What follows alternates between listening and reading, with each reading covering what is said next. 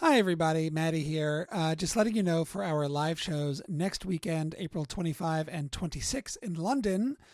People were asking for it, so now we are selling tickets to the video live stream. We also now have 2 show passes to the 2 Sunday shows. The 3 show passes are sold out. You can head to live.nogodsnomayors.com. That is live.nogodsnomayors.com.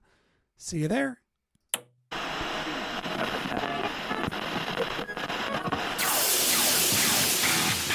This is Mayor Leeman Kessler of Gambier, Ohio, and you're listening to No Gods, No Mayors. Nice.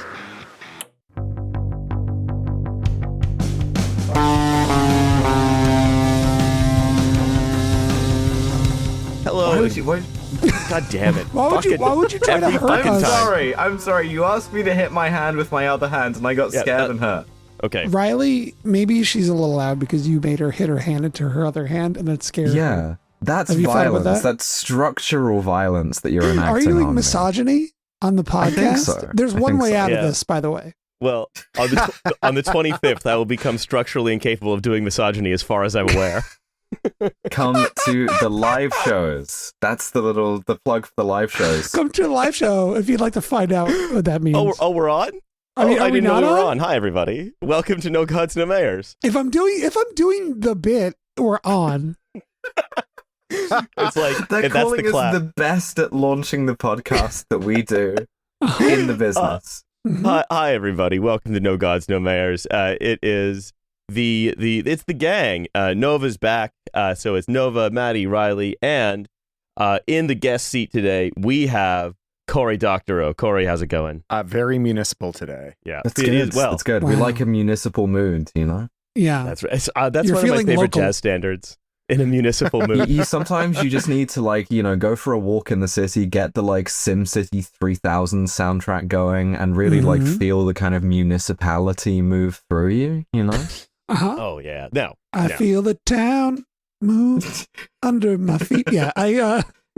Uh-huh. Sure. Mm-hmm. Uh-huh. Here's the thing. What? I have so much mayor today Oh. for us. It's a big man. It's a heavy hitter. We've been saving this one. This is out of the Buddy Cianci Memorial Mayor Containment Vault. The Buddy Cianci, parentheses, who we will never do. Stop writing to me. I Unless honestly, the I need to say Metaculus this tells again. you to. Oh, the Mayortaculus has locked Buddy Cianci in like a lead-lined Faraday cage. I need to just reiterate one more time on the air to people who listen to the show. I know about Buddy Cianci. You don't have to tell me about him anymore. I know he exists. I knew he existed before we started doing the show. He's in the zeitgeist. I know about Buddy Cianci. I love you all so much. I love when people write in. I've done many mayors that have been written in. Stop telling me about Buddy Cianci or I'm going to blow my fucking brains out. You need Stop. an autoresponder, like a macro. Yeah. What you've got is my out of office auto reply saying, and by the way, I'm back from my sort of mandatory European 6-month vacation in 6 months, but also we will never do Buddy Cianci. Yeah, I see you're trying to talk to me about Buddy Cianci, who's famous enough that they've named the high school and Family Guy after him. Perhaps I know about him already. No, you just thought that you were sitting there watching Family Guy, being like, I guess he must be a character they've never talked about. I really, though, Cory, thank you for sort of scrambling to be on this last minute, because we really had a kind of like a syzygy, like a configuration of the planets, with the Metaculus. Mm-hmm. Where it was a sort of like it was announced, it was revealed to us that it would be a real heavy hitter, one of the sort of the pantheon of mayors. So thank you for joining us for this. I would say, one of the more monopolist mayors. Because mayors can't ordinarily Mayornopoly. affect national level monopolies, but this mayor figured out a way to do it in his post-mayoral career. This is the antitrust mayor, the antitrust inflected, issue oriented national profile mayor. That's right. He was gonna be president.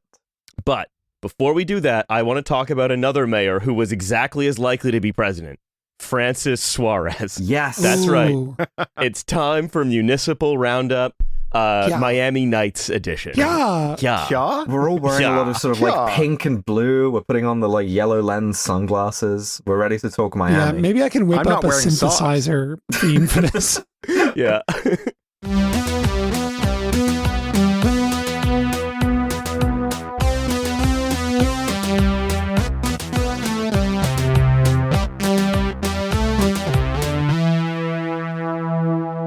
the Municipal Roundup, Miami Nights, and on March 9th, Francis Suarez was no longer mayor of Miami. Also on March 9th, Francis Suarez announced that he was appointed president of Alpha Wave, a Miami-based asset management company that invests in private equity, private credit, public markets, and venture capital, focusing on AI-driven tech companies, including SpaceX and OpenAI. Riley, Yes. you're making it sound as if you think good scheduling should be illegal. You're really what you're saying to me is that like trying to maximize the amount of time you spend working should be some kind of like federal conspiracy, and I don't believe that for a second. The reason I don't like Francis Suarez is that I'm concerned he's practicing inbox zero, which we all know is reactionary. You're doing I an met intervention to make him have more emails? You met Francis Suarez? I met Francis Suarez. So I spoke at a conference that he headlined in Miami, and he was there doing mayor stuff. And that morning it had rained, and because it rained in Miami, that meant that the streets were ankle deep in sewage. Uh-huh. Cool. They call that Florida petrichor. Yeah. The 3-block walk from the hotel to the conference center became like a half-day sojourn because you had to circumvent the whole sewage lagoon. And his talk was on the theme of Miami is open for business. Are you tired of doing business in Silicon Valley with their high taxes and their regulation? Come to Miami, a paradise. Yeah, look, they have high taxes. We have only ankle-high sewage, which is comparatively high for sewage, but not as high as the taxes. So, I'm showing you a diagram with the pointer. Sewage, taxes. It's like a bar graph. yeah, taxes and sewage. Uh-huh. Alpha Wave has offices in Miami, New York, London, Abu Dhabi, Good. Tel Aviv, Oh. New Delhi, and Sydney. Cool. Which one do you think they're going to put him in, you know? Giving him the sort of like end of one battle after another where they stick him in an office in Abu Dhabi and then you just see the like drone outside the window. Yeah, he's been given an office. He's been given the penthouse office in Tel Aviv. That is, and they're actually at a 45-degree angle to the ground, about 200 meters away, is a U.S. military base. So I like the idea that he's in Abu Dhabi with a view of the construction site for Disneyland Middle East. That would be an amazing. Can you imagine watching the whole thing go up? Well, and then go down. And then go down? Of course. Yeah, Tehran just hates Disney adults. Receiving news that the Islamic Revolution Guard Corps have killed Olaf from Frozen. You know, the Olaf bot just did keel over. Yeah. Oh yeah, no, that's yeah. I mean, In front of a crowd. that was also the IRGC. That was sort of more of a Havana syndrome type situation. Whereas here in Abu Dhabi, we're getting a bit more like kinetic with it. And it was an uncle-coded collapse because he lost his nose. Oh no! Achieving mission kill on Olaf from Frozen. Olaf has been de-nosed. Repeat, de-nosed. So here's the thing. There's another thing about this, though. It's not just that he joined this company. It's that, and this is from the Miami New Times. Multi-hyphenate Francis Suarez, former mayor of Miami, partner at Quinn Emanuel, recently appointed president of Alpha Wave Global, and soon to be appearing in a new media role, perhaps on the news, praised the Future Investment Initiative. So it's like, you know how like Saudi, like Dubai, for example, has like, it's the Dubai Louvre. Or it's there's the Guggenheim and or the Dubai campus of New York University. Yeah. Exactly. Yeah. That's gone backwards, and now Miami has the Miami version of the Saudi Future Investment Initiative conference. I got my master's in international relations at NYU Dubai campus, Miami campus. So they're doing Dubai in the desert in Miami? Yes. It's sewage Davos in the desert. And inexplicably, the Venice Biennale is going to be there as well. Geography is just over. It's just done. You know, nothing has to be where it is anymore. It can just be somewhere else. You know what it is? Is that they rationalized all of those like third order exclaves on the border between India and Bangladesh, but like the world needed some disorder. As a result of that, Venice has to be in South Beach, which is also an emirate. Yeah, correct. They found a place that's more sinking. Yeah, this is a real problem for us as a podcast because I think we are very committed to the existence and continuing existence of the locality. Yeah, that's true. As all of Earth collapses into a single sewage-packed sidewalk. This one. So May I just say that the payoff of this municipal roundup has not yet arrived. Okay. So the payload is not yet denosed Olaf. Yeah. He touted his city's role as a gateway to Latin America. Interviewed by his childhood friend Jose Felix Diaz of the Lobbying for Ballard Partners, it didn't take long before the conversation shifted. Suarez said, "The Cuban government will fall in the next few weeks." Oh, okay. It's a gateway to Latin America, and we have spent the last, 60 years slamming that gate, but you know, pretty soon. Latin America will soon be in Miami and Dubai. In Venice. or also it's like the US is just like, okay. What do we do when we get our shit rocked in like Asia or Central Asia? We invade a Caribbean island to remind us that we're good at this. Yeah, they are very good at it. Except for Cuba. Is the thing. We need a confidence-raising invasion. Well, they had that in Venezuela, so I guess the feeling is like, the Western Hemisphere has always been good to us, right? But like, the Western Hemisphere isn't even the Western Hemisphere anymore because the world is crumbling in on itself like a taco shell that's been left out too long. Like, it's like, sure, invade Cuba. Good luck. It's in Kazakhstan now. Oh, shit, we're landing the paratroopers, but there's like London buses going past. It's like shit is landing on top of other shit like it's Ready Player One. It's like, it's really in a like unwelcome, overstimulating way. We shouldn't have ended geography. I liked geography. I liked seeing how things related topographically, but now it's over. Ooh, where will Riley get his terroirs? I think we got a new precept. A new axiom, which is put the Louvre back in Paris. Everything should be where it is. Yeah, I'm adding that to the precepts. Put the Biennale back in Venice. Yeah. Put NYU back in NY. Yeah, Art Basel should not have Art Basel Miami : Dubai. There's another one. Why is there another one? There genuinely is Art Basel Miami. Know. Yeah.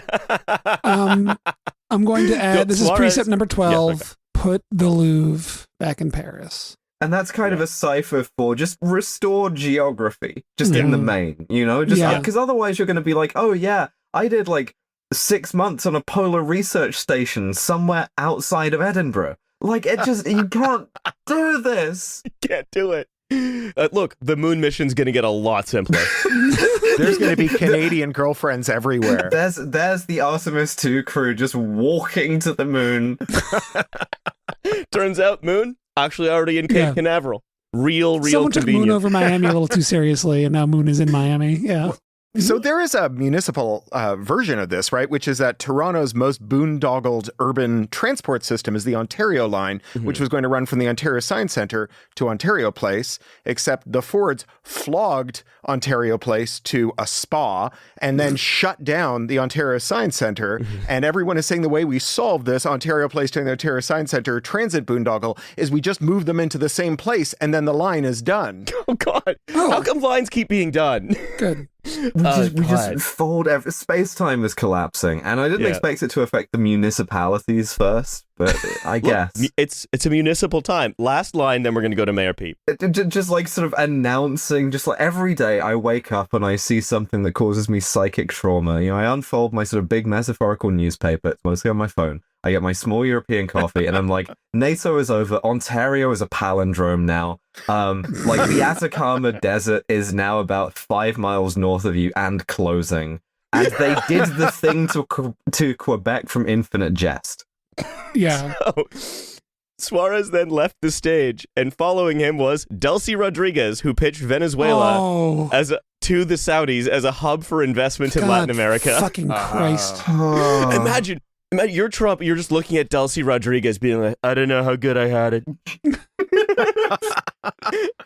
Anyway, look. Rough. It's time to talk about another mayor. It's time to cram that trash future bit back into a different podcast. Sorry.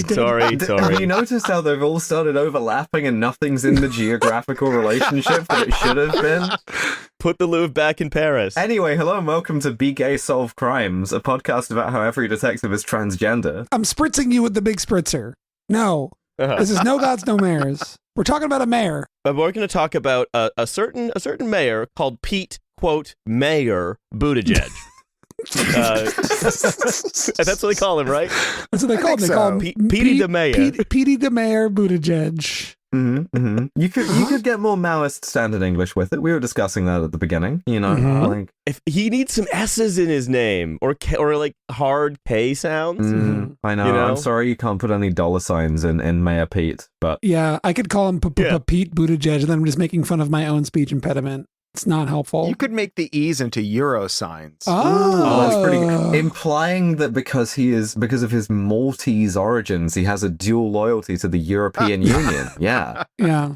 They call him the Falcon. Pete Buttigieg. The Y could be a yuan. Is the Malaysian ringgit an M symbol? The most Bloomberg terminal user ass question I think you've asked me in a minute. We've turned his name into the coexist bumper sticker, but it's all dollars. It's all different kinds of currency. Okay, to be fair, if Pete Mayor Buttigieg's name is the coexist sticker, but for different currencies, I think that's actually pretty accurate. Yeah, I mean, this is the guy who was responsible for the invention of an ancient trash future bit, the corporate social responsibility Black Lives Matter lorem That's right. ipsum text. Yeah. Well, you know what? We're going to learn all about his life and, more importantly, his mayoralty. And we've got some ideas as to what it all means. Great news. The Philippine peso is like a P with 2 lines through it. That's pretty good. Okay. That's pretty good.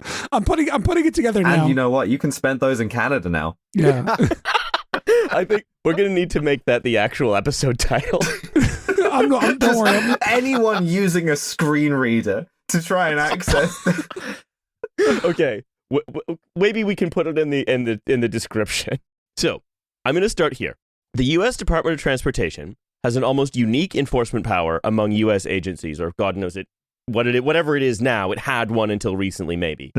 It is or was genuinely powerful. And in 2021, the first year a certain very municipal man took over leadership. Well, I'm going to let the American Economic Liberties Project, which hilariously does the opposite of what it sounds like it does, sum it up. It sounds like it's like trying to make it legal to employ children to swim in oil wells. It's much the opposite. It's a consumer protection organization. Okay. The Department of Transportation has announced a rule on refunds that won't take effect for 2 to 3 years, sent airline CEOs a letter, and promised to unveil an information dashboard. It has yet to fine any U.S. airline $1 for unpaid refunds, flight cancellations, or systematic violations of consumer protection law, and has issued fewer enforcement orders in 2021 than in any single year of the Trump and Obama administrations. That's right. Somehow the former McKinsey PowerPoint jockey, likely aspirant spook from the CIA's incipient I'm a millennial with anxiety period, and former mayor of South Bend, Indiana, was not really up to regulating the multimodal mess that is American transport. Hey, listen, now the adults are in the room. We've got a guy from the real world Boston on that, so... Yeah.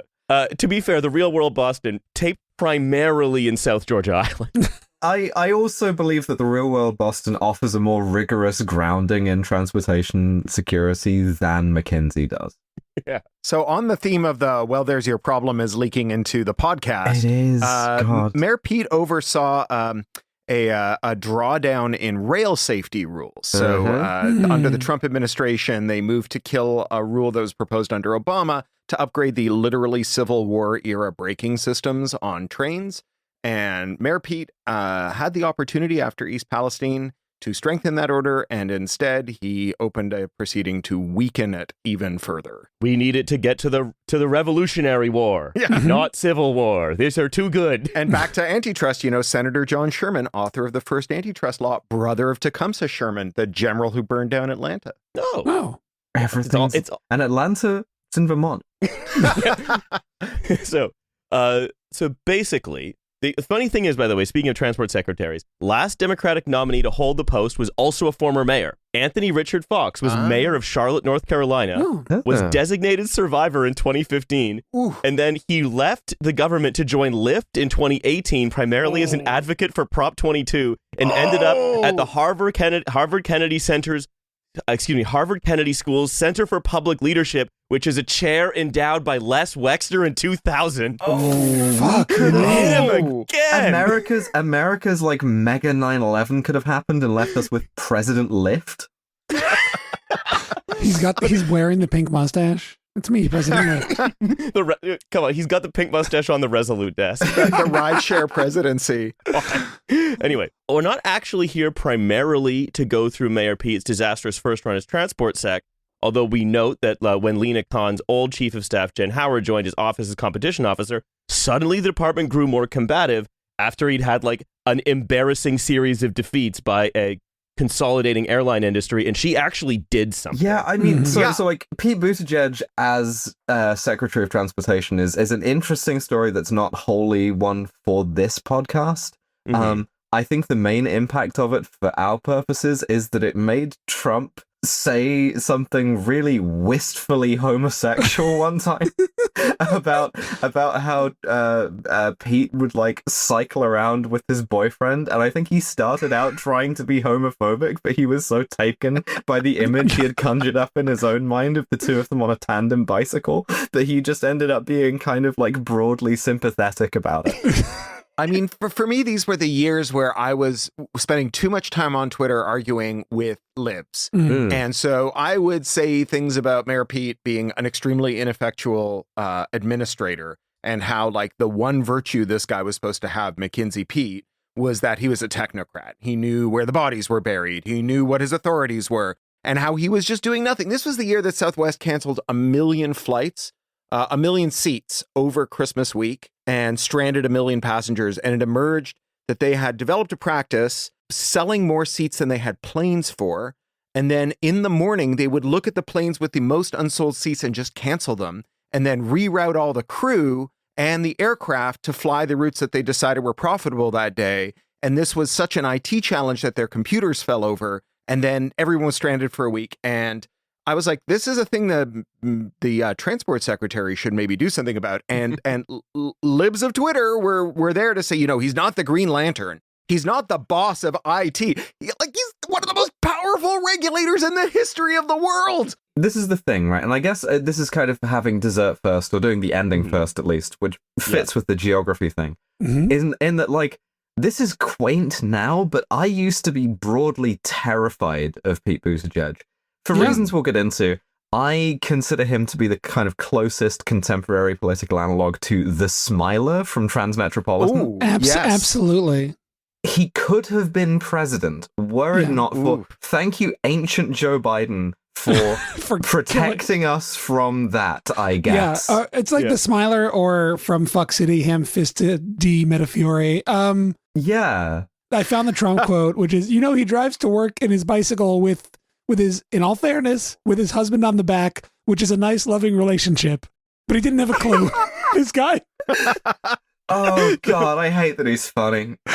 So I've been trying to find that there's that like one thing you have to walk away from this podcast with if you're going to know anything about the DOT, and it's this. USC 40 section 41712A imports the language of Federal Trade Commission Act section 5, which is a broad prohibition on unfair and deceptive acts of trade, which means that, yes, he is the boss of Southwest's IT. Yeah, if they're doing something anything unfair and deceptive, he has standing to do something about it. Yeah, and I mean, all of these kind of cabinet level powers are so often underused, and a lot of that comes from sort of like presidential level, but a lot of it just comes from like who the actual secretary is, and that's going to be the kind of theme with Mayor Pete, I think.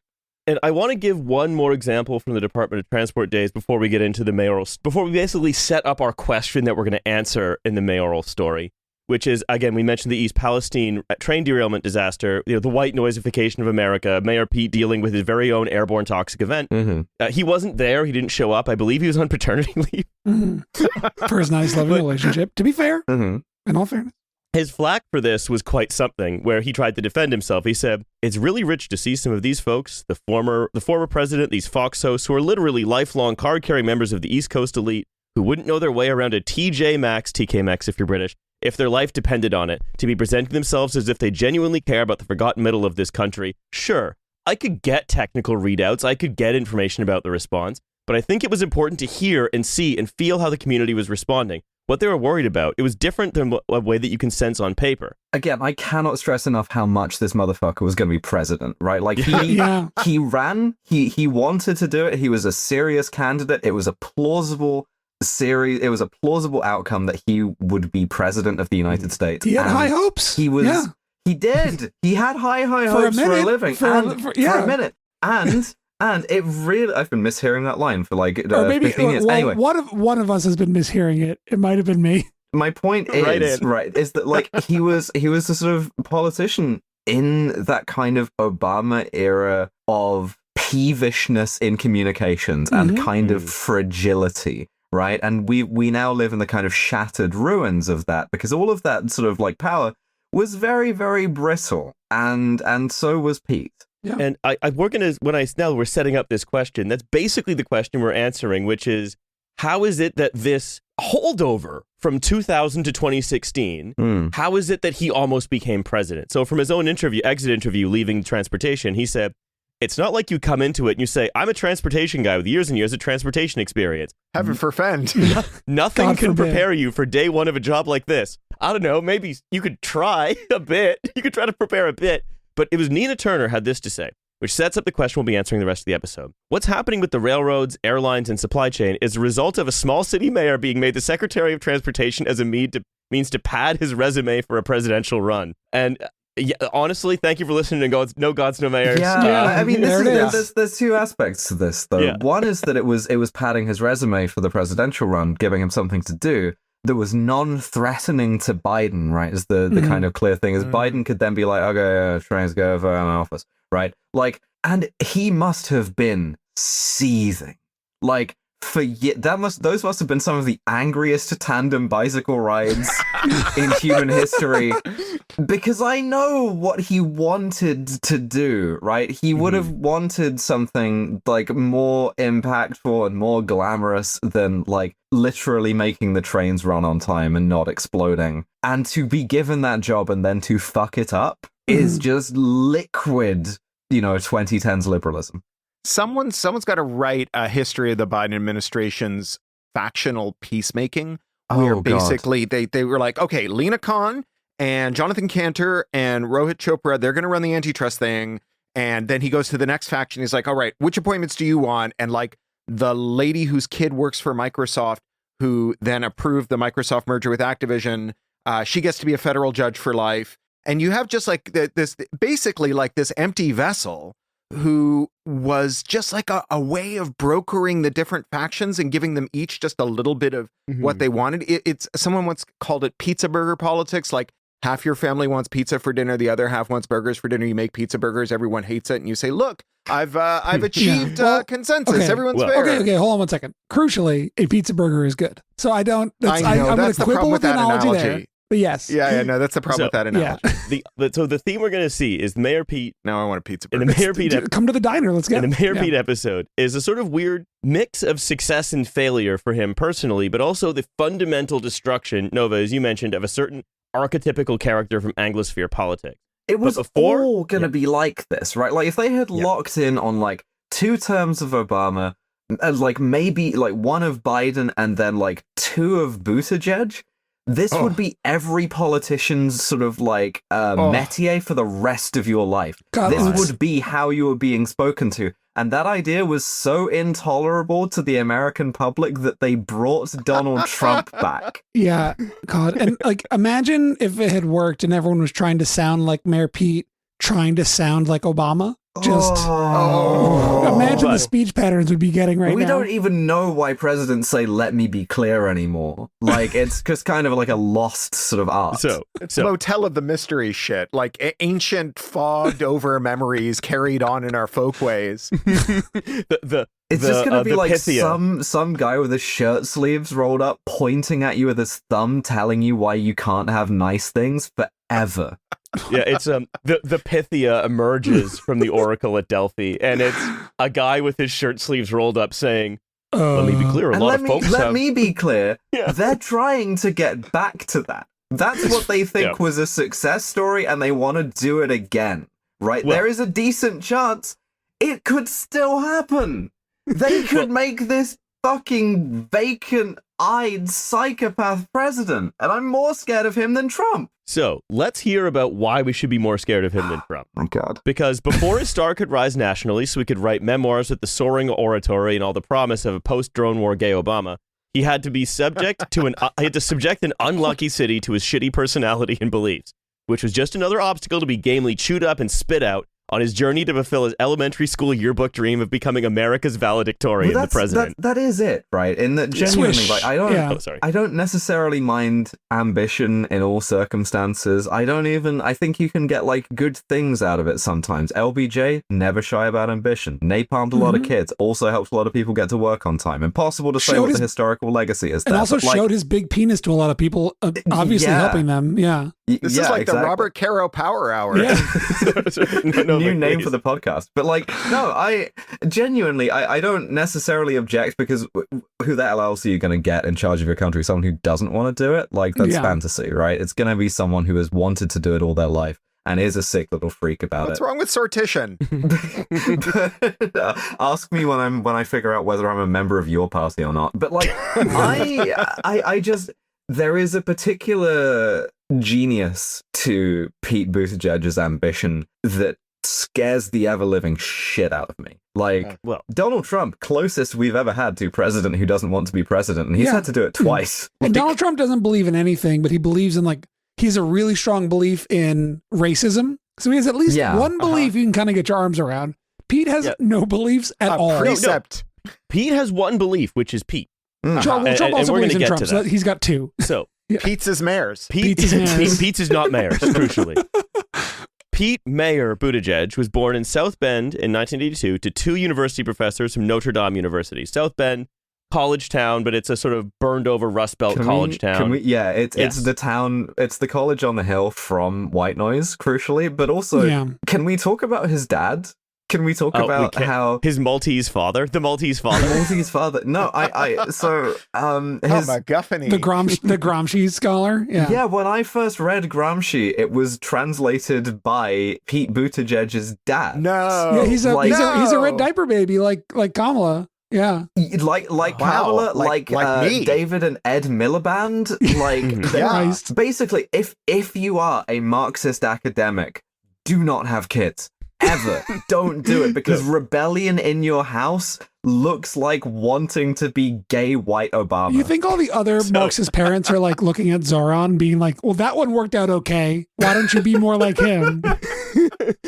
Well, as we talked about on TF, folding all of the stuff together, it requires the wild card of Gujarati diaspora to make that work. That's right. You know, if Pete Buttigieg had been Gujarati, we don't know what he would have been like. Oh my goodness. He'd have been gay Gujarati Obama. It might sound a little something like that. Yeah. Pete So, South Bend. Gujarati people yeah. triumphing. GPT. South Bend is a deeply divided town. It's the former home of Studebaker. Its main industry now is the University of Notre Dame, with its genteel white residents. Riley, it's Notre Yeah. Dame. It's Notre Notre Dame, Dame. man. Fighting Irish. I wasn't going to do anything about this, but it is Notre Dame. Please put some Sorry, respect on Notre Touchdown Dame. Jesus and his friends. with its genteel Mhm. white residents and professors and so on, or for its largely impoverished Black and Hispanic side, basically nothing. Stop me if you've heard this one before. Yeah, it's a million places like It's this. like double X urban Chicago. Oh, I see basically. you've been to East Palo Alto. So this is from NBC Chicago, talking about Mayor Pete Mayor Pete Mayor. Buttigieg when he was running for president. When people started remembering what his childhood was, it said he would be named high school valedictorian, voted senior class president, and chosen most likely to be U.S. president. He always sat at the adults' table. It's literally like ever since I was born, I never ever did a single thing wrong, and for some reason, God cursed me by making me gay. Like, Well, so Peter, Same. the name he went by before he became known as Mayor Pete, so I've never heard him called Mayor Pete. He's Pete Mayor Buttigieg. He's Mayor Pete, Mayor Was a Peter. curious and quiet toddler who learned to read at the age of 2 or 3. He attended a Montessori school, and his parents moved him to our traditional private school after. So he could have also been the first probable Montessori president, like the first president where you just do what you feel. God, that is true, isn't it? Yeah. Doing the thing that they were doing about Mitt Romney, where it's like, when he was running, where it's like, there is this sort of quiet strain of like cultish apocalypticism in the Church of Latter-day Saints, and the second any one of those motherfuckers gets in the Oval Office, they're pressing the button day one about Montessori schools. Do you know how good they are at ringing a bell, crossing the room, and then ringing another bell? This guy cannot stop baking bread in the White House by himself. By himself. Look at his grades in school. He got all flowers and clouds. Do you know how hard that is? I mean, red diaper baby going to a private school is an energy too. Oh yeah. So at around 11 or 12, when he asked what he wanted for his birthday, he requested a copy of Profiles in Courage, JFK's 1955 book. Oh, you wanted to be president when you were a kid. That's rancid. Because, like, this is a thing that does just, like, kind of accrue onto, like, smart kids at, like, that kind of school. People used to suggest to me, including teachers, that, oh, you're going to be prime minister one day, and I would sooner shoot myself through the roof of the mouth. But it was like, it was in the air, right? So it's not difficult to be that kid. What is difficult is to file off every possible edge of your personality and repress everything in your life that could ever stop you from becoming that person. And then what's really funny and really bitter is to do all of that and then fuck it up anyway. So you did it for nothing. I mean, you made yourself a demon for such little weapons as this? What we're going to learn about him is that he actually is kind of a tremendous failure, not just because he isn't president, but there's lots of failure hidden in his life that he has tried to excise from himself. I mean, but it's still there if you look for it. Similar sort of backgrounds in some ways, and it's like, well, I'm obviously a sort of like failure in that I was never Secretary of Transportation and I'm on podcasts. But he's not Secretary of Transportation anymore, and now he's on podcasts. So we've all ended up in the same place. We all float down here, Pete. Yeah. So he idolized JFK, and he's basically valedictorian at every opportunity there is to name a valedictorian. And also, do you think he did like a kind of like when kids come back from study abroad with a fake accent? Do you think he started doing like a Boston Brahmin thing for a while?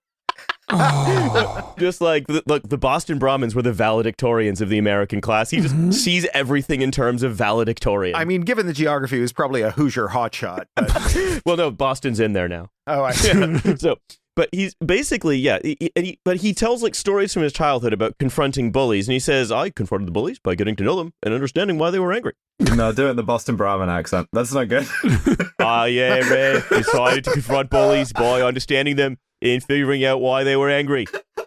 The worst bully of my life often would come from a great height. Now do it as Charles Emerson Winchester III. Now, what if he was Gujarati? I think it would sound a little something. You remember when Sam, cut the next 10 minutes of the podcast? Thanks. Remember when Lee Harvey Oswald bullied JFK? You call him Lee Army Oswald? Like Arlie Ermy? Arlie Ermy Oswald. Lee Army Oswald, everybody. Well, and then of course Jack Ruby completed the cycle of violence, right? Violence begets violence. We just got to put down seeing like the presidential assassination, then Jack Ruby killing Oswald, and being like, we just got to stop the violence, man. Yeah, sorry, I'm just changing the group chat name real quick. Fuck off. As opposed to what it was previously, which was the nightmare of Gujarati JFK. But anyway, but he says this stuff about confronting bullies as a kid, and it seems designed to be repeated decades later on a campaign bus. I was confronting them from inside the locker where they put me. So he enters the JFK essay contest at age 18, and famously in that essay, he praises Bernie Sanders for his stance against the cesspool of opportunism and cynicism in U.S. politics. Sure. And then and he later has to explain, well, why are you running against Sanders? 100% he says, thought he would die by the time he got there. No, like, this is one of, like, he makes a lot of missteps, and this is one of them. And then he has to say, I was just praising his level of commitment in the abstract. It's more about passion. Should have done Paul Wellstone, man. Like, I don't know what to tell you. He was committed to the bit. So, but like, Current Affairs did a very good review of his autobiography that, again, could have been written by a Chinese room whose code book is treat the entire world like an adult friend of your parents you're trying to impress forever. Oh, Riley, stop wounding me. Ow. But also was appeal to Peoria, do not seem fancy. Well. And he's really great. But he's doing that in his It's crazy 30s, how we 40s. were all Pete Buttigieg as sort of like, sensitive young women. And then now, podcasters. We were given Dilbert. That's what it is. 100%. Yeah, no. 100%. I was given, all three of us were given Dilbert. The Dilbert exposure. Yeah. Yeah, it's like Do you think he was reading the Dilb? Do you think he was Dilbed? I don't think he was dilbed at all, because he'd be like, I just don't think they should talk to the boss like that. No, I think he was reading Dilbert and identifying with the boss. Yeah. He was reading like the Dilbert principle and skipping over the cartoons. He was not reading the title of Dilbert and would tell his friends that he loves pointy-haired boss comics. Yeah. For my bar mitzvah, my grandmother offered to buy me D&D books because they were very expensive. So she drove me all the way downtown. She wouldn't drive on the highway. We went to the Four Horsemen D&D store in downtown Toronto. And the most proud moment of my life, the man at the D&D store told my grandmother that the books were for like a 11th or 12th grade reading level. And my grandmother was so impressed that I was reading at a 12th grade reading level. It was just fantastic. Listener, if you don't know, D&D here stands for Dilbert and Dogbert. Yes. So the question is, what if you took that? What if your whole life was just around pursuing that feeling, and you decided to make a national political campaign out of it? Yes. So, in one ludicrous passage of his autobiography, he suggests that, he says, looking up overhead, I could note, this is in Harvard, by the way, and he's looking at a clock tower. Looking up overhead, I could note the time on a lighted display over the Cambridge Savings Bank building. I felt that telling the time by reading it off a building instead of a watch affirmed that I was now in a bustling place of great consequence. You know the line about Nixon, right? Kissinger's line about Nixon of like, imagine what he could have been if anyone had ever loved him, right? Imagine what Pete Buttigieg could have been if his shitty communist dad had ever looked up from Gramsci and gone, good job, son. Yeah. If he'd ever loved himself. Yeah. I want to note that I too have walked by that clock tower in Cambridge, Massachusetts, and I thought to myself, I'm on the way to the costume store. Well, that's why you're not going to be president, and he still might. Yeah, it's because I was going to the store called the Garment District to buy a trash bag full of costume stuff for Halloween. And like, but what he did is he's been performing competence for so long that he's become utterly unable to communicate without performing something, which is why he just did David Brooks' prosciutto terror on himself with the clock tower. So anyway, he goes to Harvard, where he spends most of his time there as the president of the Institute of Politics, where he gets all the usual honors and awards and valedictorian. I was president of the like Good Boy Club. Mm-hmm. Yeah. He is president of like the Good Boy Club, where you lick a big sucker. It's crazy how they're just like there are people in this world, and I've been one of them, for whom the drug Skullin' boys. For whom the drug is getting good grades, and there are so many dealers. Like, do you know the bit in The Simpsons where the teachers are out on strike and Lisa has to like grade calm me, herself? Yes. Yeah. Grade me! I'm never so good. Grade me! Yeah. So, but yeah, he's like, I just say he racks up just like awards and honors. And if you can be valedictorian of the fucking lunchroom, he's going to be valedictorian of the lunchroom. He heads to Oxford with a Rhodes Scholarship, which, by the way, Americans on Rhodes Scholarships are evil freaks. Of course, all of them. I think that's clear. Every single one. Very Chelsea Clinton coded. It's like, was Clinton Clinton Pear one? Like both. Yeah. Yeah, both were. Oh, it's dark vibe, the evil vibe, you know? He studies PPE, which is the most evil subject they teach at Oxford. Which is like what all the prime ministers of the UK. What does that stand for, please? Politics, philosophy, and economics. Okay. It's a little bit of all of them, but not enough of any of them. It's the you want to be a senior politician course. Got it. Like, yeah, it's the bullshitting course. Yeah. So he among his other American Rhodes Scholar friends, they found something like basically an informal drinking group called the Democratic Renaissance Coalition. Name was apparently tongue-in-cheek, where a bunch of progressive versions of Patrick Bateman would go to the turf and talk about what is to be done. Where he articulated, apparently... That's pretty good. Let's see Pete Buttigieg's pronouns. Oh my God. He American Bullingdon. Oh my God. She even has a neo pronoun. So, but he was like, his whole argument to this group and what he made this group believe and what this group all believed was the reason the right had been winning for decades was that instead of just coming up with a million policies of what they would do, they had these big ideas. And the progressive world never had any big ideas. Oh, what the left yearns for is Newt Gingrich's contract with America. God, yeah, like no one on the left has any ideas. That's absolutely true. There's not a bunch of fucking ideas. Hey, me and my Rhodes Scholar friends all sat down and tried to think of any ideas on the left and couldn't come up with any. The left are so specific in their goals that there's one thing you can say about a room full of leftists is that they really lean into the specificity. But like, it's like, I don't know. Like we all have clear policy demands, but we struggle to articulate those into a sort of overarching vision, you know? That when you're all vibes, the distinction is, of course, always like, what if we just didn't work? What if we didn't just work in a Republican framework? What if we had a vibe that the other policies would flow from? Oh God, he could have been American Napoleon. God. So the specific thing, though, is the right connects ideas. Right now, there is some horrible little freak thinking about the quote about finding the crown of France in the gutter and picking it up with his sword. Yeah, it's Pete Buttigieg. Oh. That's who it is. That's who's doing. He has that carved tattooed on his back like Red Dragon. Do you see the mayor transformed? He's in the museum eating the painting of Napoleon. Yeah. Let me be clear. You are witness to a great becoming. But by the way, Mayor in 2 weeks. Don't wash. I'll be there in 2 weeks. Let me be clear. Don't watch. His commitment to vibes alone is a huge part of the Pete project. This is from an interview he did with Vice later, and it repeats a lot of what I said while reading about his Oxford project. He said, I think it can be a little bit dishonest to think if you have it all figured out on day one. I think anybody in this race is going to be a lot more specific or policy-oriented than the current president, but I don't think we ought to have it all locked in on day one. So he's trying to have like epistemological humility by being like, well, I'm not going to figure it all out day one. But again, as opposed to like leadership, as opposed to just, I will be an amazing figurehead.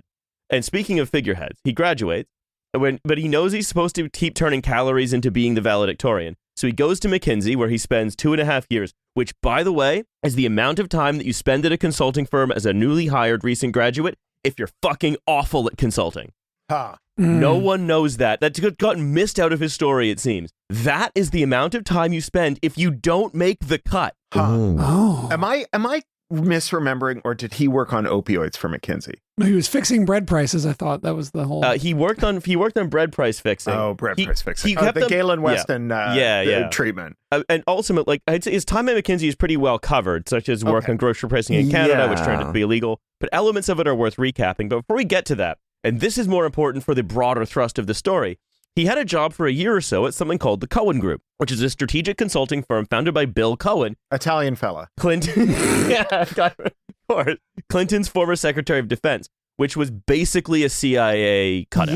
Yeah. Basically, it's like the fucking reading room from 3 Days at the Condor, right? Like, there's a million things Great like movie. this.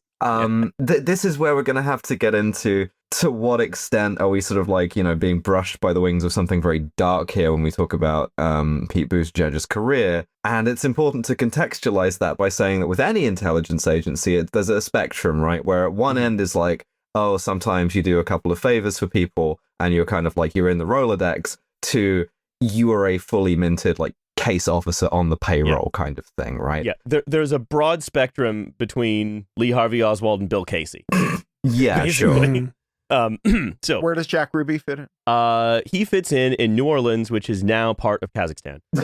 So I guess Delicious muffulettas. that's the thing for this episode, I guess. Yeah. What if the Smiler were also George Smiley?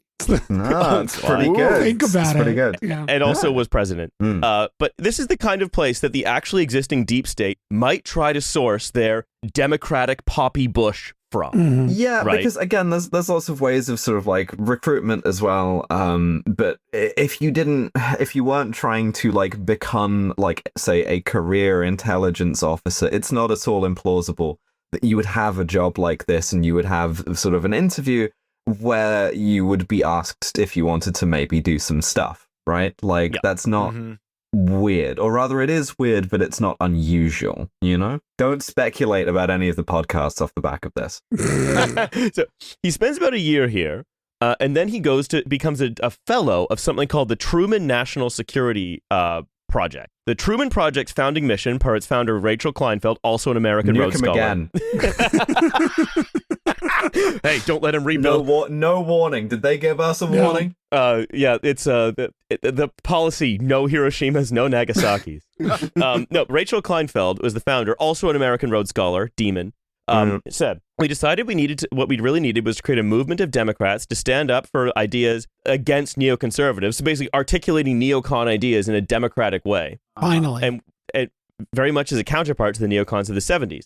So he remained doing this as an extracurricular while at McKinsey, which is, again, weird. You shouldn't have time for that. And in fact, it was with his college buddy Nathaniel Myers, a political analyst in Ethiopia and fellow muscular liberal associated with the Truman Project, who later joined... There are a lot of politics analyzed in Ethiopia that I'm not... I mean, I guess there are, but, you know... Yeah, ask an Eritrean. But this guy, Myers, later joined the USAID's Office of Transitional Initiatives. I'm no doing guesses. No guesses, by the way, as to what the Riley, office... I don't feel like doing it because it's a little hot in this office right now, but just imagine I'd come up with something really cool to say about that too. About... And maybe Riley, when are you starting at the Office of Transitional Initiatives? Actually, if you could just let me If you could take inform the me. little initiative yourself to transition officially. Yeah. Hey, everyone, write it. I even wrote down "don't" in my notes. Was that to you, like your own internal monologue, or? Oh yeah, yeah. The Office of Transitional Initiatives is USAID's basically like regime change division. And he just like took okay, that's just been changed. We've just lost the N''T from "don't." I see. It's also been bolded to the word "do" in caps. I don't know who did that. It's also crazy how USAID had a regime change division and now it doesn't because it doesn't have an anything division because they decided that this was woke and soy. And I guess it was woke to the extent that the guy doing regime change could be gay. It's like it's woke because they were like, well, we could persuade them or manipulate them to do regime change as opposed to no, smash regime change. The guy doing regime change was riding a tandem bicycle with his husband to the embassy to do it.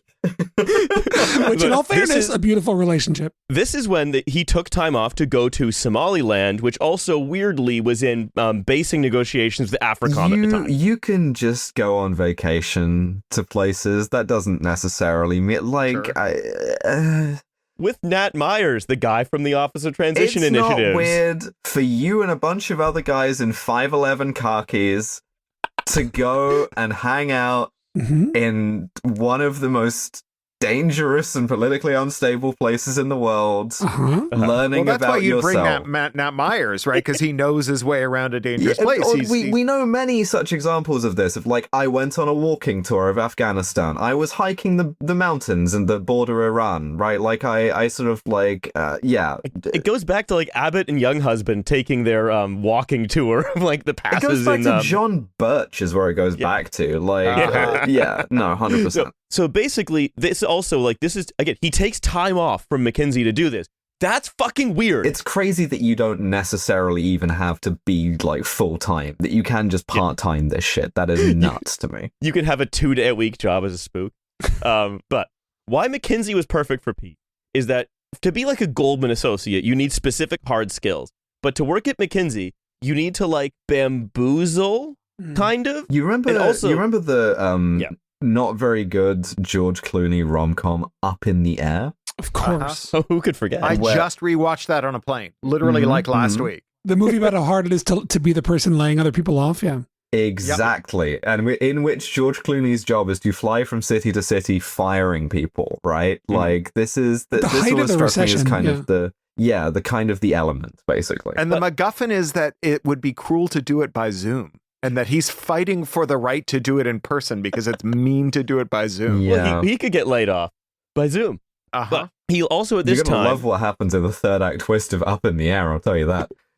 So he loved to talk up his involvement in multi-billion-dollar deals until McKinsey became toxic when he said, I barely was there. But the other thing is, he loved to talk up his involvement in multi-billion-dollar deals. What fresh out of college analyst at McKinsey is involved in multi-billion-dollar deals? None. Fucking none. I can tell you that for fucking sure. One being provided with cover? It's just a thought I had.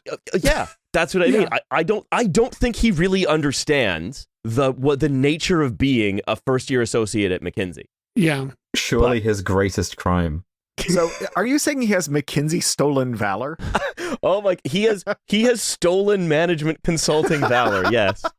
But also, his McKinsey career is well documented because it was rightly a scandal. Because to be Mayor Pete is to accept the world as it is and attempt to mold yourself to it at every turn, just in case someone's giving out a valedictorian, so you can get a pure competitive edge.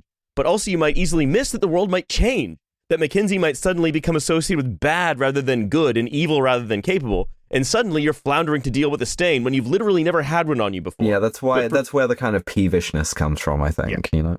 And for me, the most interesting thing about his McKinsey career, and that I don't think is that, like I said, he doesn't understand what McKinsey does. He talks about his professional experience looking at a balance sheet or knowing what an income statement is, but that's what Goldman does. That's not what McKinsey does. Sure.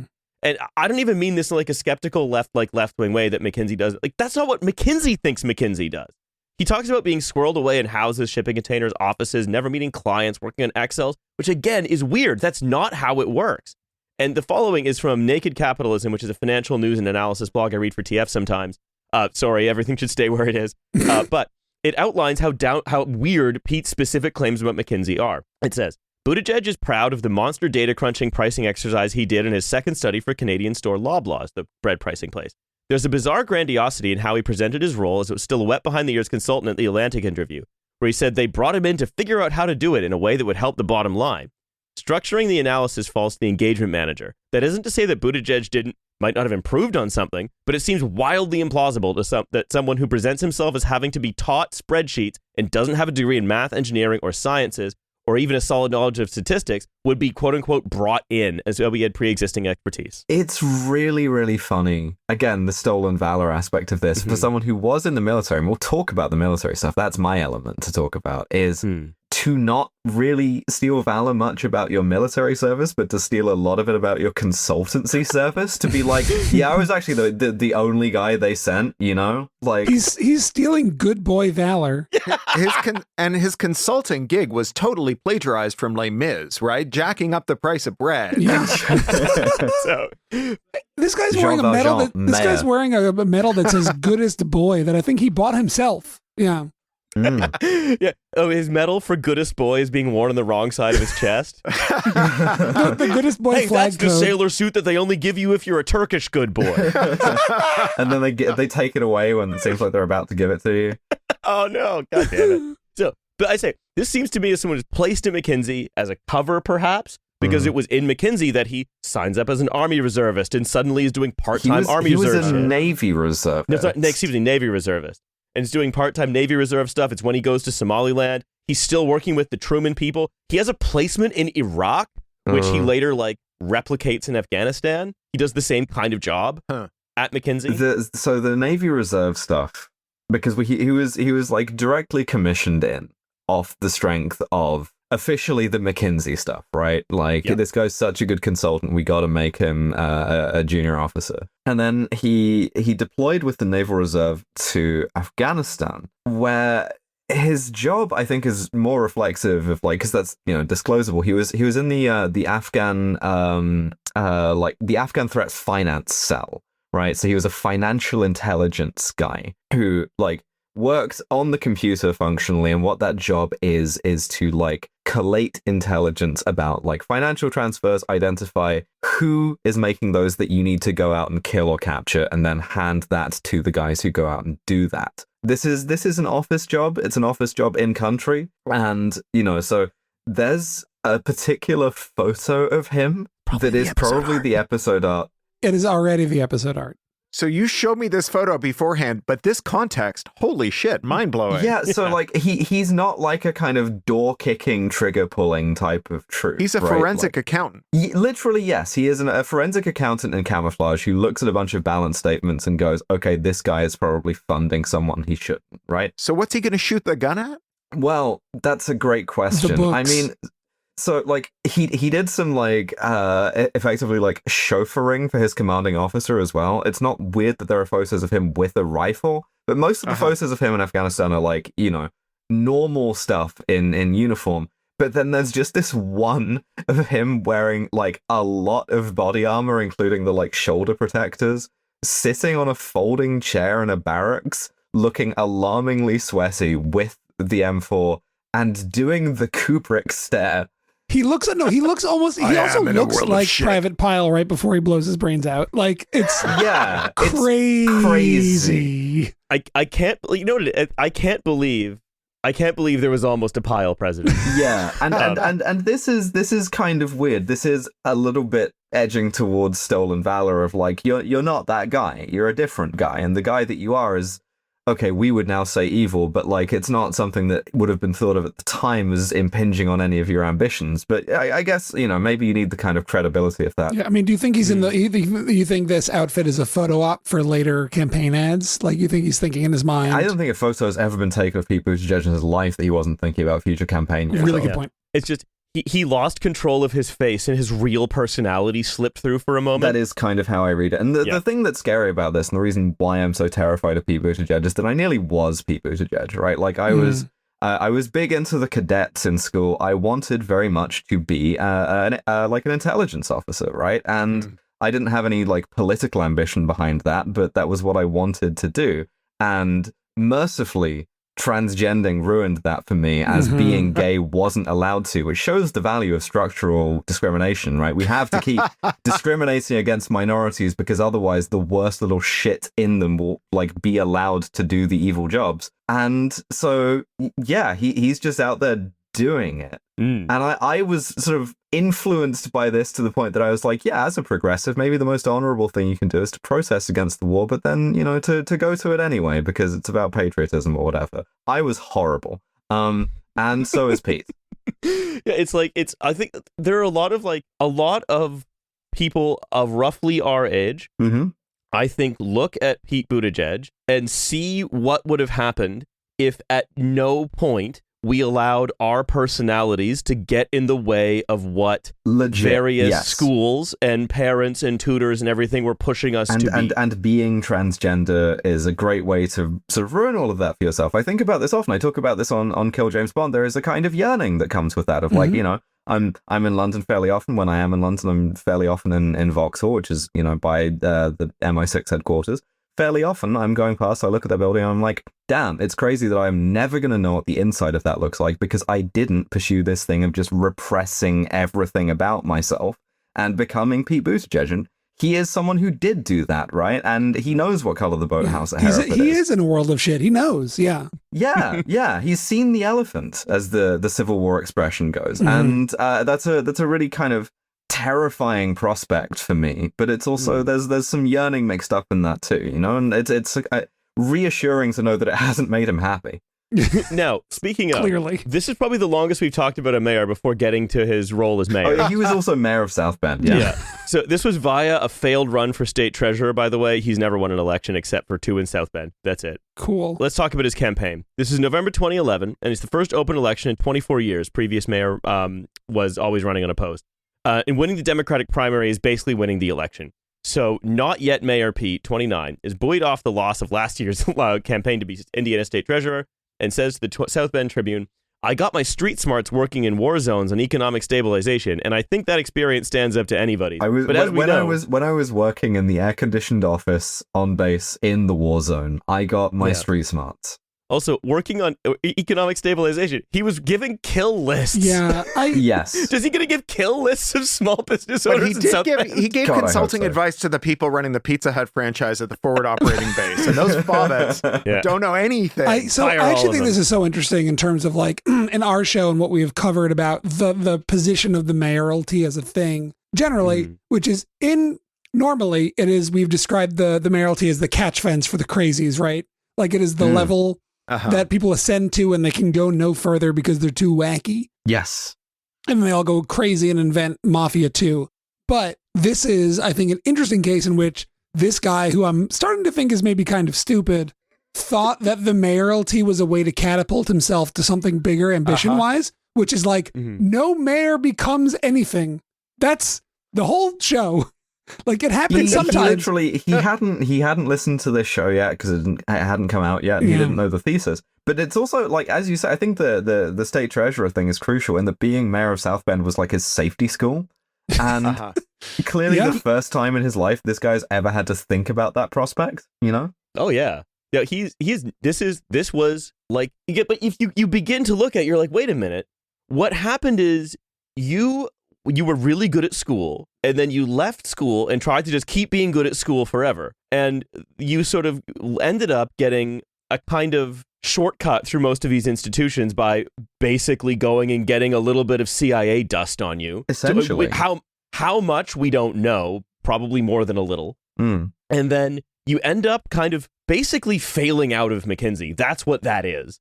Or your cover job just ends. Either way, you were not there on your own merits and you were never going to stay. And then you end up you decide to go into politics, having like done a few gestures at Army or Navy for a while, or spy. You go into politics and you fuck up your state level position immediately. So then you start running for mayor, and then we're going to see what he's like as mayor. But his pitch was jobs based. There is one specific story about his time as mayor that I'm going to need you to set me up for, because I think it's the skeleton key to understanding the guy. The one with the kid. Yes, the one with the kid. Yeah. All right. Well, we'll get his campaign, and then when he's mayor. Mm-hmm. So he promised to assist responsible employers grow their new homegrown businesses of tomorrow, so the city could compete for investment. He would create well-coordinated and user-friendly economic development, make investments in human capital. He said, this election is about jobs, and the top priority for the next mayor has to be putting people to work in good jobs. I have the most experience when it comes to business and economics. I'm the only candidate who's poised. It's like, I am talking about the economy now. I am reading down a list of your concerns, you know?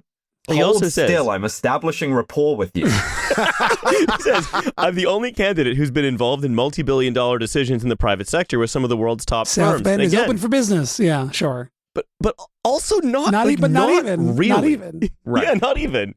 But the pitch was also a me pitch. This is again from the quotes of his autobiography and current affairs. I was going to read his autobiography. The reason to run, the ideal reason to seek any job. It was clear. Like, I'm the only candidate for mayor of South Bend who has like shaken hands with Dostum at a embassy reception. Oh yeah. How many degrees of? Hey, I will make sure that everyone in South Bend is only 1 to 2 degrees of separation from Dostum. Hey, in fairness, sending a closeted gay guy to the U.S. occupation of Afghanistan is a great way to make him more homophobic. Well, so the reason to run, the ideal reason to seek any job, was clear. The city's needs matched what I had to offer. The city was fearful of losing its educated youth, and I was a young person who had chosen to come home and encourage others to do the same. What would you consider as your greatest weakness? Its politics were mired in the struggle between two factions of the Democratic Party, but I belonged to no faction and could arrive without strings attached. It didn't just feel like an opportunity, it felt like a calling. He writes like an LLM. If you want to know what LLMs write like, that's what it is. He's a walking M-dash. Not Clippy was a paperclip. He's the M-dash. So I want to talk about some very odd. I bet when he was a Navy officer, I bet his PowerPoints were beautiful, just immaculate. Art. But again, no, he failed out of McKinsey. They probably he probably had like misaligned boxes and stuff. I want to talk about some very odd endorsements and appointments though, because he was groomed as a national level talent before he was even elected. Weird. He was endorsed by the corpse of James Jesus Angleton. What's up with that? didn't know the guy was endorsing anybody. He hasn't endorsed in like 50 years. It's crazy. So Matt Damon in The Good Shepherd. He raised $230K versus an opponent's $100K. And according to the Center for Public Integrity, 19 federally registered lobbyists supported this political newcomers campaign for the mayoralty of a small city. Wow, they must have really liked how interesting his story was. It must have been. They must have realized he was the right person for the place and the time. Do you know who's like kind of closest politically in my head to Pete Buttigieg is Alyssa Slotkin, who was like fully all the way up the spectrum, like case officer at CIA, and who was once recorded like a little bit of the mask slipped, and she got a bit too agency with it with her kind of designated stalker, her like opposition researcher during the campaign, and she just said. Like he was bugging her. He was following her to her car, and she's like, "Oh, hey, how are both of your dogs by name?" Ooh. Just drop that on him, and he's like, well, "How do you know that?" And then she just leaves. Right? Like that's I think also how Pete Buttigieg gets endorsements. Mm-hmm. Well, I think it's he is the dogs, right? of these people, right? Because. There are a lot of his friends from college and grad school who all happen to be federal lobbyists and well-connected national Democrats, the former director of the Institute of Politics, people active in Indiana Democratic, basically everyone who wanted to get in on the ground floor of white Obama, because they didn't know he was gay Obama yet. He's what? It's the blob. Yeah. It is like... He's a blob creature. We talk about deep state, and that makes them seem cool. But blob, I think, is just kind of sticky and it's everywhere and it oozes around, yes. you know? Well, blob would be very sticky. Yeah. But if we step back, what we can see is the same system that identified Obama in 2004 and then immediately began packing him out with endorsements, money, donations, board memberships, memoir deals.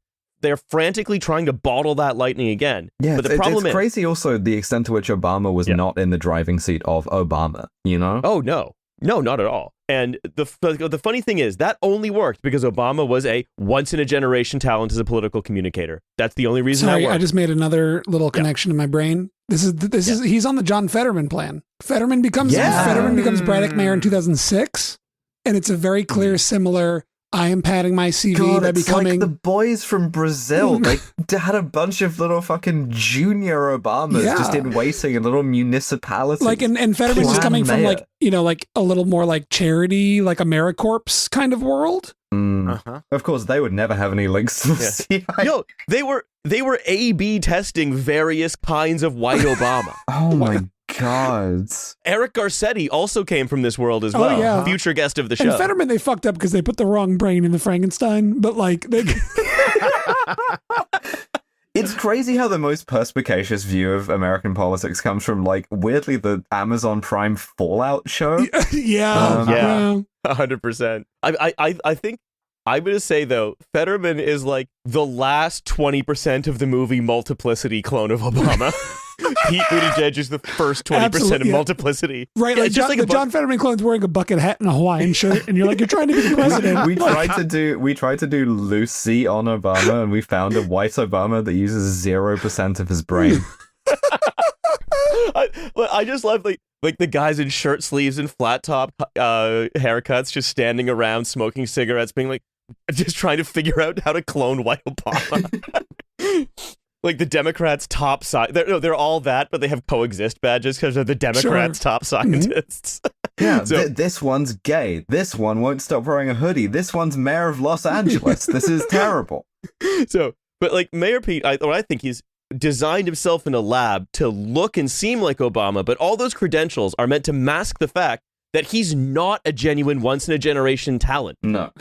Right? And like, He's not and say that. what you will about Obama, and I will, but like he at one point seems to have had beliefs, right? Like at least a little bit. Well, you know, I didn't know anything about him, and I heard him speak at the DNC, you know, on YouTube, and then I went to the World Science Fiction Convention. And I sat next to Eric Flint, who was a Marxist meatpacking union organizer and military science fiction writer, left-wing military science fiction writer, really good. And he said, you know, I'm from Chicago. You think Obama's a fresh-faced, principled fella, but no one thrives in Chicago machine politics if they're not an operator. Yeah. And he has no beliefs at all. Okay. And so I mean, that conversation haunted me for like the next 10 years. Yeah. Yeah. So his career as mayor, he gets elected. What do you do, though, when you're kind of stuck being mayor of a place that you don't want to be until they let you do something better? Because the thing is, South Bend was also CV padding in particular, because it was a turnaround project. It's a Rust Belt city. It burnishes his credentials. It makes him appealing. He can play in Peoria. Yeah, if he I does can. I this. can go to the towns. I can go to Main Street and be like, you know, where else has a Main Street is South Bend, Indiana. So I want to return to, again, another long quote from his autobiography, courtesy of Current Affairs, which is talks about his ambitions as mayor. He wanted to be tech-oriented, follow the data where it leads. Oh, I forgot he was a data guy. He wants to have- Evidence-based policy. He wants to have apps for pothole detection, smart sewers that were Wi-Fi enabled. He wanted to turn Indiana into a Silicon Prairie, filling the once moribund Studebaker corridor with the data centers and startups, machine learning, big data, artificial intelligence, and city government.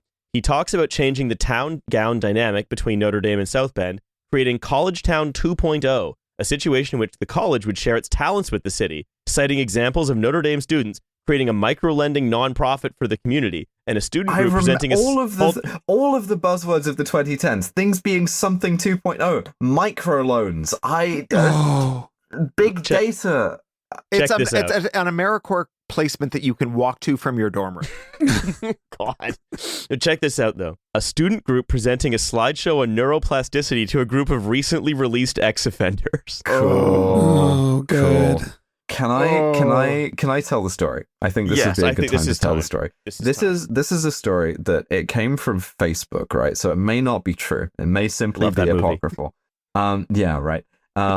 this is not the story about him shooting dogs, which is untrue, right? That was a slander. That was Christy Nolan. Yeah, it turns out. But no, this came from Facebook, and it came when he was running for president. An ER doctor in South Bend recounted the story of the first time he met Pete Buttigieg, where like there had been like a Somali child had been like injured, and nobody in like the hospital could speak Arabic. This is getting more implausible by the second I know, but bear with me. And not least because it is anyway. But like, and so they asked for an Arabic translator, and some guy shows up and translates and like calms the kid while they like heal him or whatever. And our doctor, our hero, goes, "Hey, who are you? Do you work here?" And he goes, "No, I'm the mayor. I was just driving around listening to the police scanner, and I heard that they needed an Arabic translator, and I speak Arabic because I was in Afghanistan, and so I just thought I would come and help." And this is presented as like a sort of very heroic story about sort of Pete Buttigieg's, you know, credentials and caring and so forth.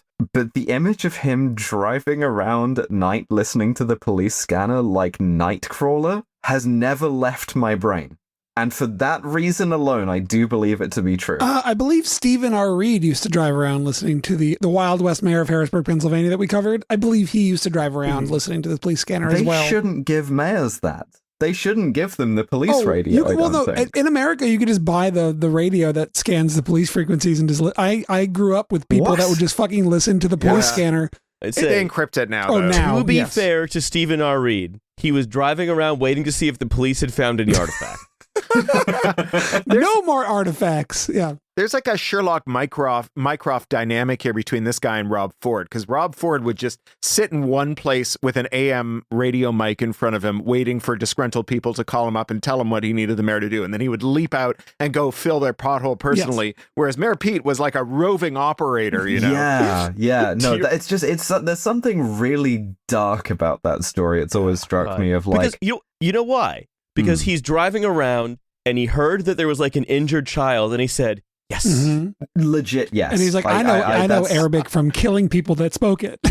Yeah. But I'm not going to kill you. Yeah, maybe. Well, unless it would help. But yeah, this kid being like, yeah, it was weird. I broke my arm and then I went to the hospital and this guy showed up and asked me about all of my financial transactions. He asked me where my allowance was going and then he sent someone a text and ran away really fast. Anyway, what's that whistling? So his mayoralty is defined by several scandals. The main one is known as the Boykins affair. So day one, Pete Mayor Buttigieg gets into office. He's finally mayor. And 13 weeks in, he fires the extremely popular black chief of police, first black chief of police of South Bend, a very racially divided city, Darrell Boykins. Apparently, Boykins was being investigated by the FBI for wiretapping, pause for effect, other white officers who were said to have used racist language about him and conspired to end his career for racist reasons. So 13 weeks into Mayor Buttigieg's mayoralty is also when the country is erupting into protests about Trayvon Martin. Good stuff. Great. So the tapes case, as it's come to be known, it's still going on. This cost the city of South Bend over $2 million. As far as I'm aware, the contents of the tapes have not been released because it could, quote, cause criminal convictions to be overturned, which to me seems like probably a good thing. That seems like a good reason to release the tapes, maybe. If anything, everyone should be fighting to do that. But never mind. This is the second time secretly taped police officers has been a major plot point on this show. The good news about this case is that in the interregnum since the case began to now, America is not completely shattered into a bajillion pieces. So I'm sure it'll be resolved. It's fixed. It's fixed its racism problem. And the courts are working better than ever. Yeah. So. Well, it's fixed its racism problem by no longer disapproving of racism. That's right. Everyone agrees. It fixes the problem. But I thought you said you wanted the problem fixed. This is how we do it at McKinsey. But this is from The Intercept. Karen DePape alleged in legal documents that over the span of several months, white officers discussed at length a plan to persuade Buttigieg to fire Boykins using two Buttigieg donors as go-betweens, saying, quote, "It's going to be a fun time when all white people are in charge." Were these donors federally registered lobbyists? Because we don't know the tapes. Right.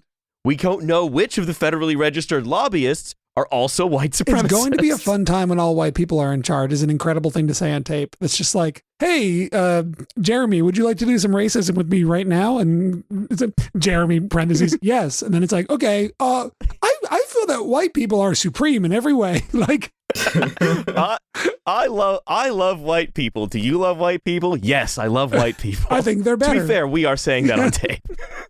I was going to say, it's the kind of thing that, 10 years, 15 years later, you would immediately reflexively say, don't clip that. Yeah. That's right. So she went on. They were speaking in Ebonics and alluding that the chief of police, because he is black, was covering for black gang members. I believe this is because I believe that this was racist because they were also saying it in Ebonics, and it made me believe they wanted to get rid of Boykins because he was black. No comments were made as to him not performing his duties, just that because he's black, he protects gang members. Recording your racist bits in order to release a podcast of them later. Yeah. I thought it was weird that one of them was like, and here's what it would sound like if he was Gujarat. It's unusually specific.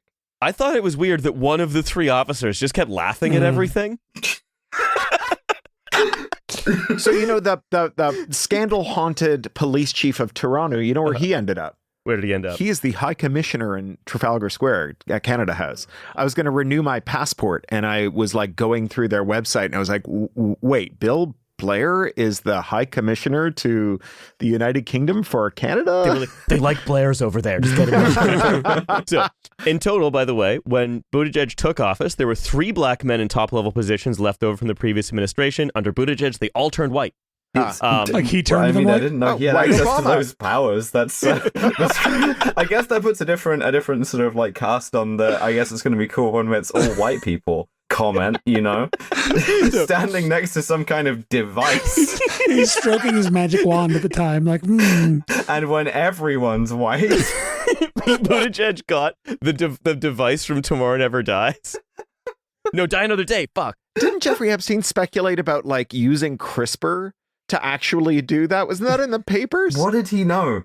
So among the steps Buttigieg took to address allegations of racism in the department, the campaign said, this is from a news article at the time, we're requiring all officers to take civil rights and implicit bias training and installing a majority-minority civilian police board. He literally just governs by buzzword. It's crazy how much this is just like bullet pointed. social responsibility, Black Lives Matter. Sure. Yeah, it's crazier to me that he did all of that while having the machine that turns people white. But more than 3/4 of the people Buttigieg chose as top advisors or department heads during his 8 years in office were white. Huh. And the thing is, this is the last show you're going to hear a full-throated defense of this kind of fake liberal anti-racism, hire more like women guards, hire more black guards, or whatever kind of thing. But he couldn't even get the fake liberal anti-racism right. Right. He couldn't do it right. He failed to do the thing that he wanted to do, which is fake liberal anti-racism. Yeah. He fucked it up. Yeah, he couldn't do it. Which it was is, beyond him. is something that like Obama and like people around Obama were very good at doing, right? Like, and now we're sort of like the end of that because we had sort of, Kamala Harris try and do that and it failing spectacularly. But like, yeah. It's like, you can do Obama once, and then every other Obama it's a multiplicity clone. It's a more failed clone of Obama. They shouldn't moreover, have tried to clone that guy. Something. Yeah. Another big initiative of his that we'll discuss is called 1,000 Homes, which was to demolish or repair 1,000 vacant homes in 1,000 days. Every time we've talked about Detroit, you can go back to like why this is often a disaster. Yeah. And he took a very aggressive approach to blight removal, which involved saddling families with huge bills or facing their houses demolition. Good. So basically, he was like, hey, your house isn't nice enough. You have to fix it. Here's what it's going to cost. Pay it or we're pulling it down. I wonder about the demographics of the people that he did that to. Oh, I wouldn't worry about it. I'm sure that any kind of pigment-oriented overlap was entirely coincidence having to do with their economic status. Obviously, I think Pete Buttigieg might be racist. No, well, here's the thing: is that you're worried about the racial makeup of the people he's doing this to, but soon it won't be a problem when he activates his device. By the way, all the places, because they were so aggressive in doing this and only used local contractors, some of whom were campaign donors. What? Who said that? Like there were elevated levels of lead in the children of the neighborhoods where there were more houses torn down because they were just ripped down, and then everyone was breathing in all the fucking insulation and lead paint. I'm raising my hand. Yeah, is it good to have lead in your child? I don't have children, so I don't know. Does anyone have kids? If you want to have your kid like sort of hang straight so that you can like dig a good tunnel, then it's actually super important to have a lot of lead in the child. Yeah, I've been doing a lot of deep sea fishing. Could my child help? Tied to the end of a line. I mean, I have a daughter who's now 18, and I have to say she was remarkably lead-free, and there's days when I regret it. Yeah, you got an unleaded daughter. Yeah. Yeah, that's good. So, the South Bend councillor Henry Davis Jr., one of the closest things Pete has to a municipal enemy, cited in Democracy Now!, said, although, yes, some of those homes needed to come down, there was no affordable housing program that came behind it. It was just fines and fees. One resident said, first you wouldn't give us loans, then you give us bad loans, then we get foreclosed, then you tear our houses down. And in truth, microfinancing. Many of these properties were the only form of inheritance within families. Again, problems with the concept of inheritance in itself, but we're looking at the dialogue between what Pete we're and his doing constituents. is like a kind of generational robbery, which it's crazy if there were 1 billion precedents of that. And what would happen is, especially with black families, is you'd inherit like your aunt's house, you'd fix it up slowly, a board at a time, but that's your financial security then. And that's how, and you don't inherit lots of money, you inherit old houses, and then you fix them up, and then someone else inherits them, and so on and so on.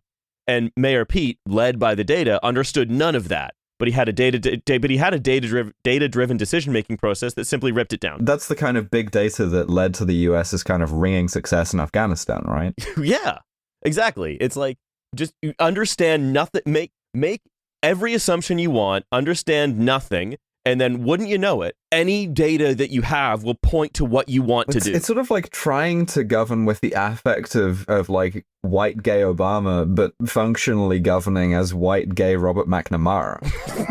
He was compared to Robert McNamara. Oh my God. Gasp. Well, it's economism, right? You have a model, and there's a bunch of qualitative stuff that doesn't fit well into the model. So you kind of incinerate it, and then what's left behind is some like dubious quantitative residue at the bottom of the retort, and that's what you do your math on. Yeah. And you just assume that there's been no loss of generality when you got rid of all the qualitative stuff and quantized it. Yeah, the rest of that is like, conceptual slag to be thrown away. Did I call him white gay Robert McNamara as well? Like, there's the implication that Robert McNamara wasn't white, because as we know, that could all change. He was the first person they put in the machine. Well, the Irish weren't white at one point. Maybe the machine that makes you white is America. Okay. So property developers fucking love him because he's doing he's doing a Mike Duggan, Dan Gilbert thing in miniature to South Bend, basically. Mm-hmm. Like the old Studebaker factory while Pete was mayor had been slated to become a tech center called the Renaissance District. As of 2024, oh, you mean like the Detroit Renaissance Center, but like in South Bend? Yeah, quite. Exactly. That's literally yes. And it's a mixed-use campus consisting of more than 1 million square feet of Class A office, education, technology, research-grade manufacturing, live work, and primarily data center spaces. Cool, thank you. Live work, live, laugh, love, Swayzes. These Renaissance centers are so Machiavellian. Yeah. Also, like, data centers very bad for your health also. For like my leaded child, to have them live near the data center can't be great. My leaded child is breathing in too many diesel fumes. But we are going long, so we're gonna tell the rest of this story. By the way, he was ran totally for president. Ate shit, by the way. I didn't know that. But he was totally checked out as a mayor because he would always taking pauses to go to Afghanistan to pad his CV for a further 7 months. He also keeps getting named to fellowships and like going for 2 weeks here and there, like to the Aspen. Really funny to be like, I can't stay out of Afghanistan. Like I'm like 3 days of the week mayor, 2 days Afghanistan. So were you saying he did a residential Aspen Institute fellowship, like not just like going to the conference and doing a talk? 2 weeks. Jesus Christ. While mayor. While mayor of a place that had severe economic problems that he was, for the minority population, making much worse. Well, I mean, his absence probably improved things for them. That's right. They'd stop ripping down people's houses. Yeah. But so he gets named to the Aspen Rodale Fellowship, which again is like an incubator for future leaders of the Democratic Party. You can hear the leading capitals there. Kamala Harris was named to this in 2006. It produced Eric Garcetti as well. It's like a talent identification program for the party. And the funny thing is you go and like you read the Declaration of Independence and talk about it with like other vampires. And by the way, he's also no longer a fellow of the Truman Program for gays sending the bombs. He's now a director. Why a mayor needs to have a national security stance, God fucking knows. It's for later. Yeah. Yeah, this is for after I'm mayor, which I hate being. Yeah, this is for when I finish using this step stool as a stepping stone That's a great metaphor, Manny. Great job.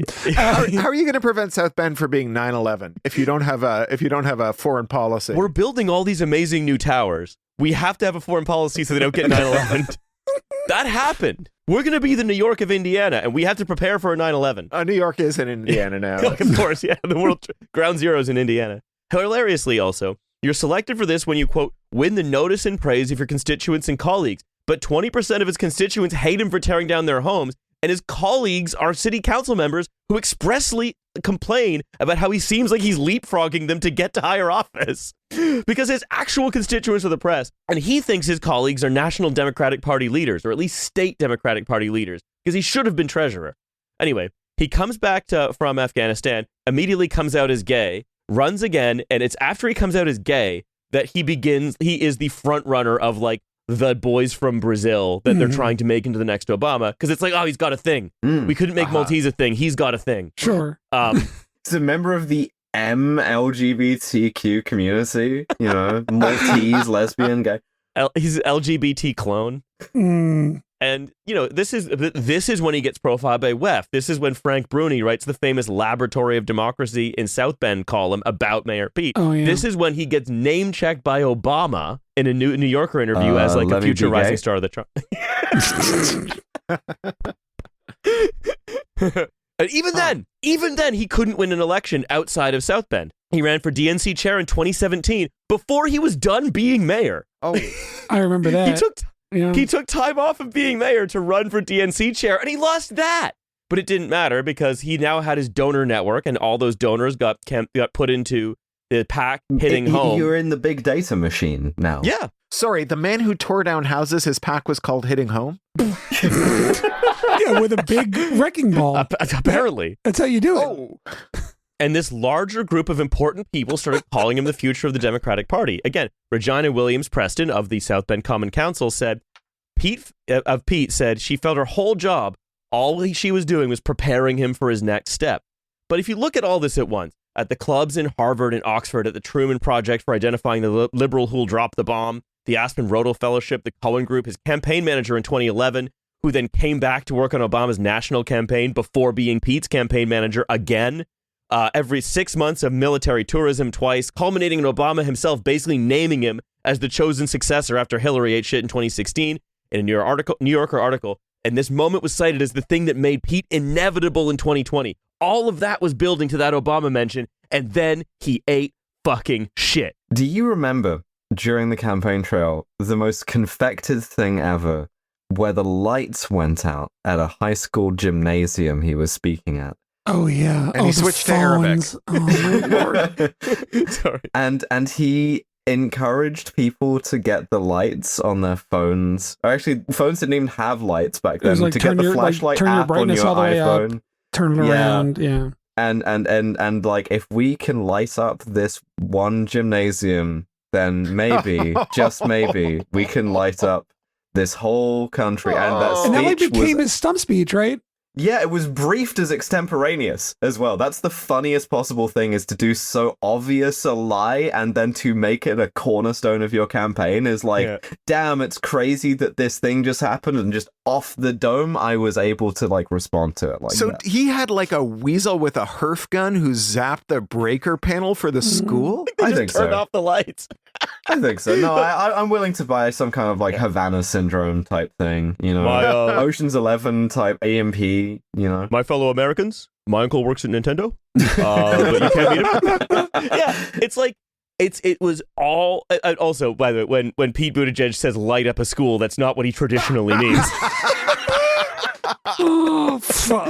Anyway, and I think this is all very instructive because he's still, he's in Michigan now. He like moved to a swing state, right? Mm-hmm. He's got like a beard. He's got like workwear going on. He's like doing podcast interviews. Yeah, and like in deepest Ann Arbor, Mayor Pete lies sleeping. Like he's waiting for us. Like he's not gone, and he's gonna resurface. Be him, because Yes! the blob, Who fucking the sort of knows? blob within the Democratic Party have been saying fairly openly, hugely coincidentally, when sort of like AOC is sort of like maybe running. Oh, it's got to be a white man. It's got to be, It has to be. Notably not saying straight, but they're saying it's got to be a white guy. Yeah. Which, yeah, man, sure. Why not? JD Vance versus Pete Buttigieg, got too many good grades to joined the military for clout pipeline. Finally, flipping in Yale on itself. versus Harvard for the presidency. Finally. I just want to see them. I want to see them doing progressively more yokel accents during the debate. My God. That is a really if you do have to summarize the difference between Democrats and Republicans, it is becoming a Navy officer for clout versus becoming an enlisted Marine for clout. God, I mean, and in neither case were you a combat veteran. Like in neither case, in both cases you had functionally an office job. So can we just say that we might be looking at the first -% turnout election? I just, what if they all just died? What if they all just people died? like invent time machines so they can go back in time and take their ballot out of a ballot box in an earlier election? God. Anyway, look, Vance Buttigieg, the rumble in the jungle. Oh yeah, it's like the pre-political party tickets where the second place candidate becomes the VP. Yeah. Yeah. God. Can you imagine how pissed Vance would be if he had to be the vice president to Pete Buttigieg? You know who really would have stopped all this? Ben Butler. Yeah, that's true. Ben Butler, the kind Ben Butler would have shot everyone here. Yeah. So remember, Anyway. so what you are now armed, listener, at the 2028 Democratic primary debates when Mayor Pete comes out wearing overalls and no shirt and chewing on like a piece of hay, and your friend turns to you and says, he actually learned a lot about how economics work in Afghanistan at McKinsey, and you can turn to them and say, no, listen to this podcast that's now gone an hour and 40 minutes about him. Look, I think it's an hour and 40 minutes of I couldn't. I think that it's all relevant. The most recent BK Solved Crimes, we went 2 hours 14 on an 89-minute movie. So this is that's great. This is normal to me. All right, look. I'm sorry for the very, very long episode, but there's so much Mayor and Mayor Pete. Mm-hmm. And Pete Mayor Buttigieg. It's okay. And I'm going to say before we say goodbye to Cory and thank him and have him do plugs, I'm just going to say very quickly, we have a live show in London in a mere couple of weeks. Why don't you come to it? live.nogodsnomayors.com. Get your tickets. April 25 and 26, Big Belly Comedy Club, South Bank. I will be there in person. Miles from Murex will be there. And live music, making him do cowboy bullshit songs. I might be playing the bass on a couple of them. I wanted Erica Kirk pyro, but someone, brackets me, never emailed the venue asking for that. So I'm guessing that's probably not going to happen. Okay. And another reminder, you can buy a 3-pack of tickets for a disc. You can buy a 3-pack of tickets, or you can buy individual tickets. What we're saying here is you can buy like a combined ticket to all 3 shows for slightly less. That will sell out pretty quickly. It almost is. Mm-hmm. Yeah. What that's going to leave you with is we will still do a slightly discounted ticket for the 2 remaining shows together after that. If you have only bought tickets for 2, then maybe we'll see about refunding you the difference. But it's not going to be much. But But if you want a 3-pack of tickets, act quickly because the first show is selling out more quickly than the other 2. They're all selling out quickly, but that one's pretty close. So if you want to go to all 3, act now or you won't be able to. Okay. Yes. And then we will see you there. We've picked up the Mayor Tactilus has actually given us our mayors, and it's all very exciting. All very good. Cory, thank you so much for joining us. Where can people find you? What are you hawking? What's going on? Well, I'm so pleased to have joined you. I've told you this, Maddie, and I've told Riley this. It's my favorite podcast. No shit, not blowing smoke. It's so nice. You scratch my political itch without making me anxious because the stakes are so low, but yet the politics are so real. Except for today's. But no. I mean, it's great. And so I have a newsletter, pluralistic.net. It's open access, so you can republish it and charge money for it if you want. It's a great newsletter. Yeah, and what else do I do? I write books. I've written more than 30 of them. The last one was a book called Enshittification, which you can get pretty much anywhere. And then the next one's out in June. It's called The Reverse Centaur's Guide to Life After AI. And Maddie, I'm biting your style. I've got 2 graphic novels out next winter. So okay, so I'll be finding you and fighting you to death in person when I'm in London. Yeah. So that's all's what's going on. I'm a workaholic. I work for the Electronic Frontier Foundation, EFF.org. Go check out what we're doing. Check out our surveillance self-defense kit when you're going on your next No Kings March, ssd.eff.org, and protect yourself. Well, I think that wraps it all up very nicely. So, who are we saying is valedictorian of the podcast? I think I'm gonna be nice to our guest who just donated so much of his time. I'm gonna say it's Cory. I took 7 years to get out of a 4-year high school. I can't be the valedictorian. Well, I got put on academic probation thrice in college. I think it's Time's Person of the Year. I think the valedictorian of this episode is you, the listener. You. The listener. Yeah. Thank you. You've achieved a great deal. And we job. think you have a lot of potential. That's right. Yeah. All right. God damn it. Okay. Bye, everybody. Bye. See you next week on my Patreon.